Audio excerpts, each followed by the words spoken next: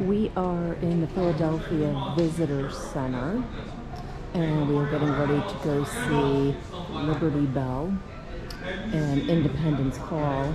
And they have this map in here that kind of gives you a good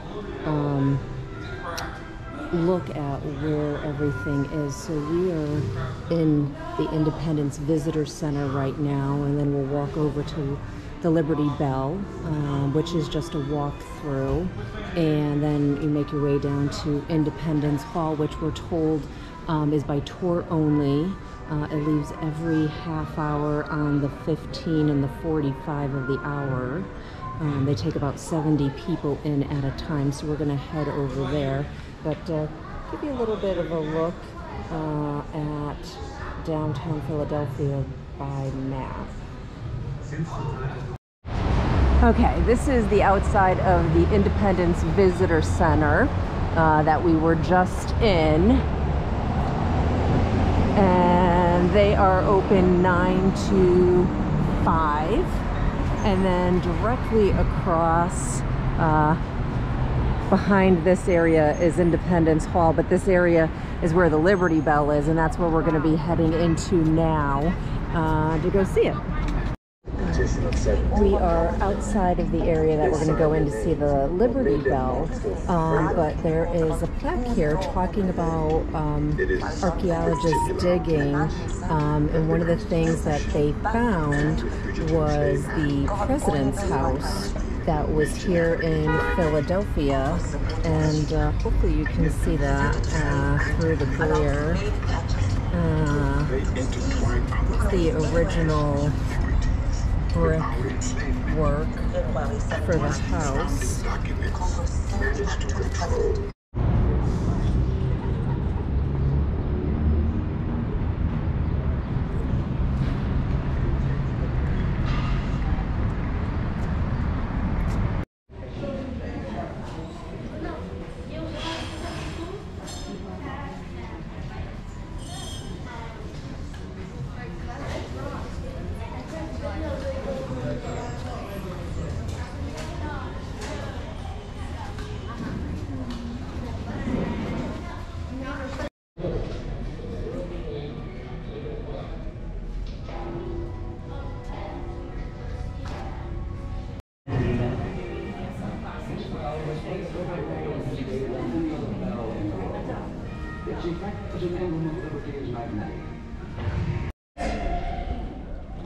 I love your optimism, kid.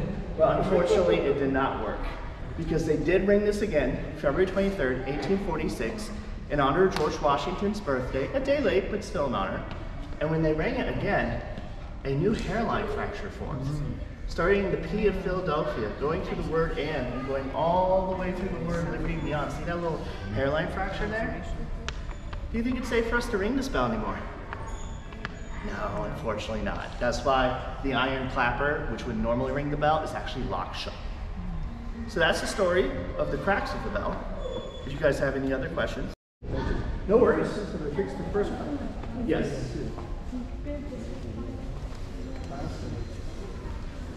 Is the real bell? Yes, sir.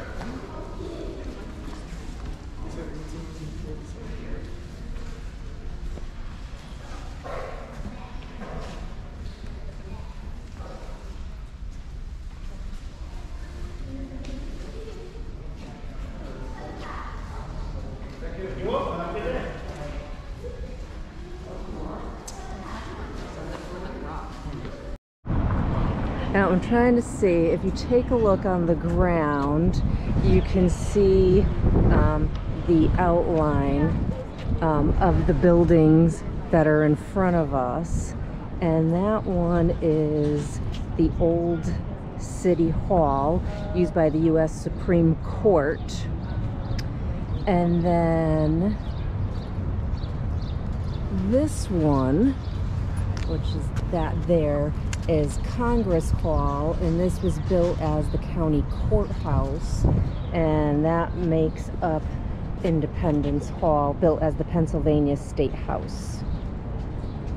Okay, I got in the right position where the sun is behind Independence Hall, so we get a little bit of a better look at it.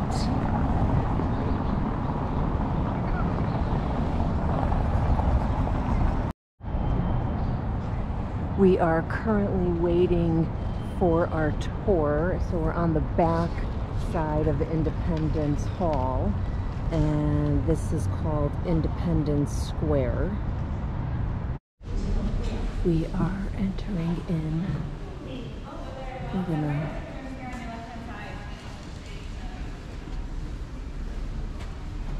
Yep, ready? You can go on in. We're just waiting for everyone to come in.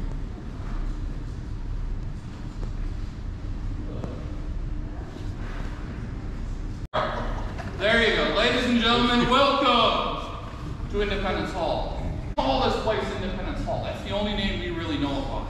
But we fail to remember that it wasn't built for that purpose.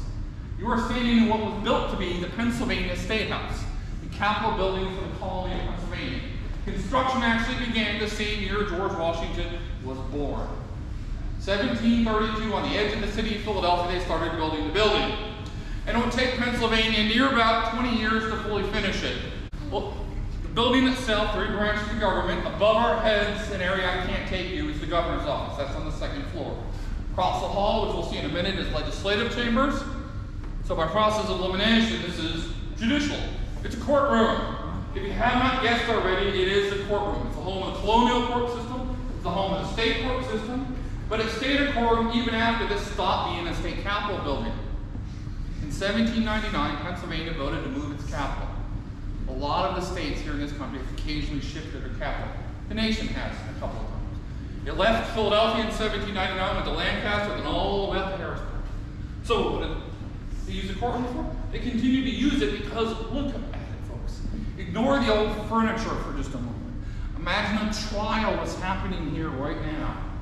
I'm pretty sure we all can figure out where everyone is supposed to be, for the most part. You're in one of the most important spots. You're standing right where the public would have been 250 years ago. For the public coming down to watch a trial, you may have noticed when you entered the courtroom, were there any doors? No, just big giant archways. We always want the public to come in and watch the trial. For the locals back then, it was a form of entertainment. Come down and watch and see who was on trial. Have we changed all that much as a society, folks, in the last 150 years? We do enjoy a bit of public spectacle. So you're the public. Judges, they're in their normal spot. Witnesses, juries are right here. They decide guilt or innocence. So most of it seems to make sense. There are exceptions, though. I know you're all wondering when I'm going to talk about this thing. It's prisoner's docket. Most of you looking around look old enough to have heard the term stand trial. Back then, when they said stand trial, guess what? Yeah, they stood. You stood. You were required to stand in something like this. Now help me out here, folks. Standing in something like this. Do I look all that innocent until proven guilty? No, I don't. But guess what? That's what the law says I am. Just like it is today in this country. Everyone who walks into a courtroom is in theory innocent until the jury finds you guilty. It's the same 250 years ago. Now, I give those folks back then a lot of credit. I walk into a courtroom today, I see someone standing in what appears to be a cage, I'm going to wonder what they did. But the reason I'm pointing out some of these just basic similarities is to try to get you to understand this is actually one of the things they were fighting for back then. When we study this period in our history, we tend to hear only really one big reason. No taxation without representation. Yeah, we remember that from history class. There's more to it. If you don't believe me, I've got a great source for you. It's called the Declaration of Independence. When we learn about this topic in school, we tend to learn about a select group of individuals. They're called nowadays founding fathers. I don't cut much care for that term because I want you to look broader. Because when we learn about this, it's not just about 50 men across the hall declaring independence. It can't be. It's got to be a lot more of you. It's not Thomas Jefferson and George Washington personally fighting the British the entire time. Okay? Everyone had to risk things. You know, from the lowest born individual carrying a musket in the line at Yorktown, to the, family still raising crops to help support the army, to a merchant donating money. Risks were taken by a lot of people. from all different levels of society, which is why I like to think of it less as founding fathers and more as a founding generation. Make sense, folks? Let's go across the hall. In both the Declaration and the Constitution were signed in this room 11 years apart. But also do remember, this is the home of the Pennsylvania legislature. The National Park Service, that's who I and the young lady out there work for, went to great lengths to try to restore this building to as near as we can the way it would have looked at that time. Are we perfect? No. No, not really. We're never really going to be because, believe it or not, although we know a lot about what these men were thinking, we don't know a lot about where the chairs were, where the desks were, or what was on people's desks, or where certain people were sitting. I got a lot of questions. Where did Jefferson sit? Where did Franklin sit? I can't tell you. What I can tell you is that this is the first meeting place of the 13 original colonies. Yeah, when they walked in here, a lot of them already knew about the fight. Lexington and Concord, I learned about it in school as the shot heard round the world. Okay, what does that mean? I'm down here in Philadelphia. Why should I care about the people of Boston and Massachusetts? It's a little harsh, but it is reality. Because believe it or not, at this time and place, they're not all totally united. And distances have changed a little bit in the last 250 years. I'm going to take a wild guess. You are not all here from the city of Philadelphia.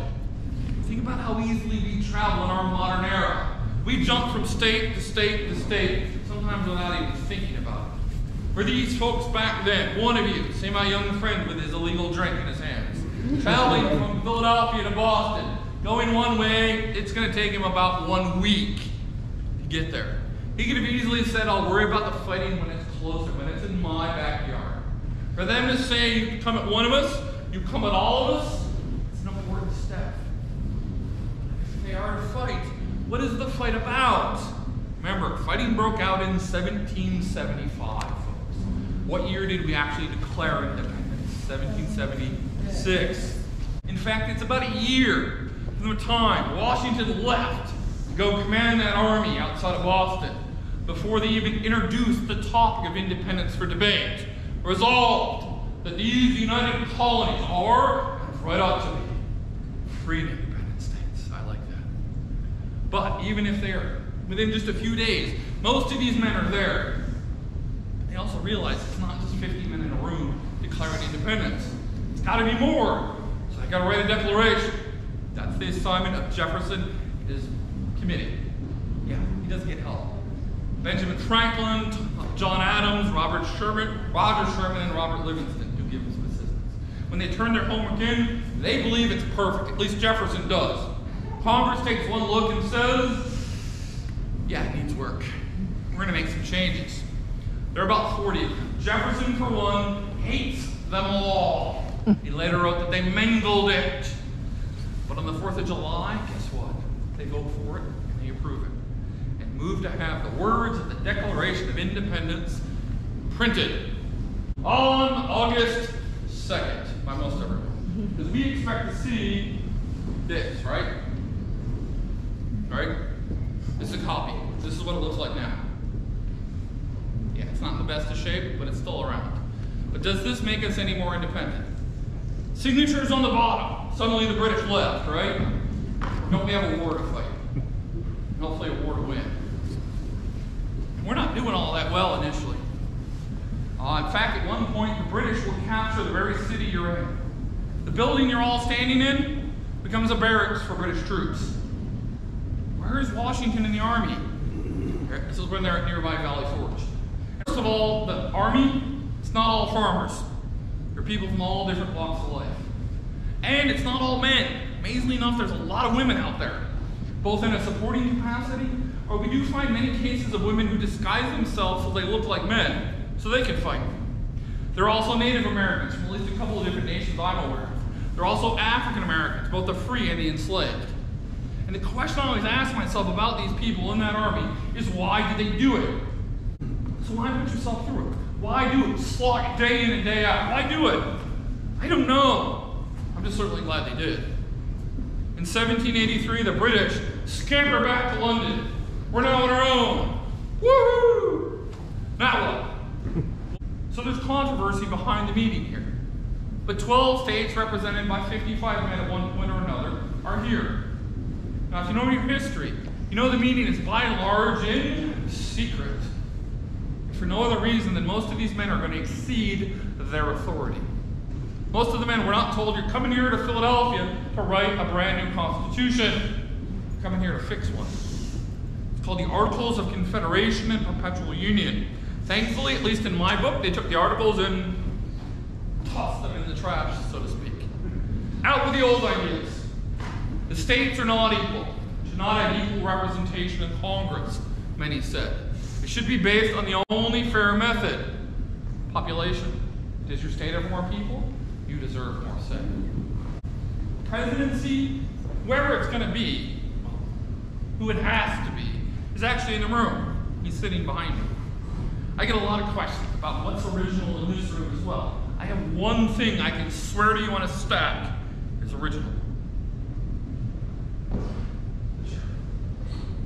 That is, if you have not already guessed, the Rising Sun Chair.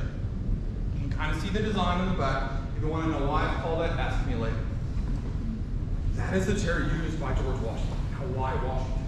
A lot of good reasons. One I find most compelling is what he did at the end of the Revolutionary War. General George Washington, Commander-in-Chief of the Continental Army, presented himself to Congress and resigned. Despite rumor, talk, speculation that he would be America's first king. Just daydream for just a moment. What if someone had made you that offer? You know, I know we've all done this once or twice before. If they put me in charge, I get a lot done. The Constitution we wrote here, folks, if you ask me, is done pretty quickly. You have to understand, you're here for a grand total of 4 months. And they took a chunk of that off because Philadelphia in the summer could get a president hot. Opinions vary about what they did here. Personally, I fall in line with Benjamin Franklin. He said there are things in the document he did not care for, but he thought it was the best that they could do. Now, folks, I know it's very easy to judge with 200 plus years in the future. Hindsight is always 20/20. But I have questions about what happened. Maybe you have the same, maybe not. Why didn't we get a Bill of Rights originally? Americans love to talk about the Bill of Rights. We have our own favorite little portions. We sometimes forget, though, that it didn't come from this room. They talked about it and said, you know what? Pass. The people do not need one. The people, you and I, once we saw it, said yes. Oh yes, we would like it. But let me wrap it up here, guys. I've talked about a lot of history in a very short amount of time. And we sometimes hear about the people that met here, the founding fathers that people like to call them. What would they think about where our society is today? I don't much consider that. I'm more considered with what we think. Because I think one of them, especially Ben Franklin, would back me up. On his way home, Benjamin Franklin was approached by a friend. It was actually a woman, Elizabeth Powell. She asked him a question. Paraphrase it here. Dr. Franklin, what kind of government have you gotten for us? The reply, a republic, if you can keep it. The men who met in this room, ladies and gentlemen, gave us a push in the direction they thought appropriate. What we do with it, how we treat it, isn't really in our hands, if you ask me. I think that's all to all of us. I get an opportunity to come to this room pretty much every day I work. You might not have that chance. Just take a moment. Realize where you are. The history that actually happened here. The good and the bad. History's not all good. There's definitely some bad parts to it. But how far have we come? And some might say, how far do we have to go? All right, folks, thank you for coming. Have a wonderful day. Thank you.